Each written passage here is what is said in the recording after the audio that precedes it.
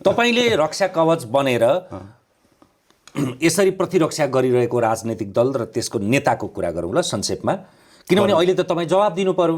तपाईहरूले प्रधानमन्त्री प्रस्तावित गरेको पात्रलाई भूराजनीतिको आधारभूत भेउ पनि रहेन रहेछ। उहाँका 1-2 महिना अगाडिका सार्वजनिक टिप्पणीहरू, मध्यरातमा के लेख्नुहुन्थ्यो, कुन कुन देशप्रति र के भन्नुहुन्थ्यो, आफ्नो श्रीमतीलाई अस्पताल लाँदाखेरि केही ढिलो हुँदाखेरि सिंहदरबार जलाइदिन्छु भनेर भन्नुहुन्थ्यो, र अरू थुप्रै सार्वजनिक रूपमा महानगरपालिकाको मेयर भनेको कम जिम्मेवार मान्छे होइन नि। अमेरिकाको, चाइनाका महानगरका मेयरहरू भावी प्रधानमन्त्री हुन्थे, हाम्रो पनि सायद अब हुन पनि सक्नु होला, तर हुन पनि सक्नु होला हैन, उहाँ नै हुनुहुन्छ।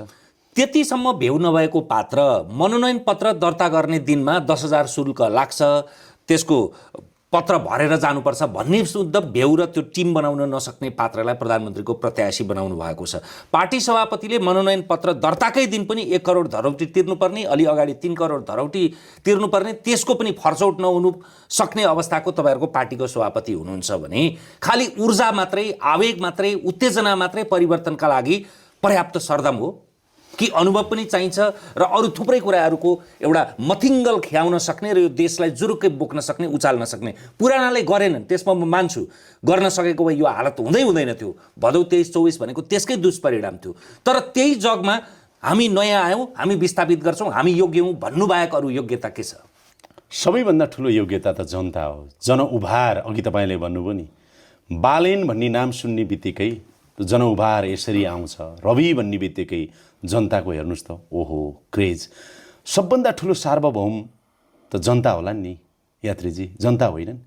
जनताले के चाहिरहेका छन् भन्दाखेरि आज रवि लामी छानेर बालेन शाह जनकपुर आउँछन् भन्दा जनकपुरमा उर्लिएको जनसागरलाई तपाईँले नजरअन्दाज गर्न मिल्छ? जनताले गरेको विश्वासलाई नजरअन्दाज गर्न मिल्छ?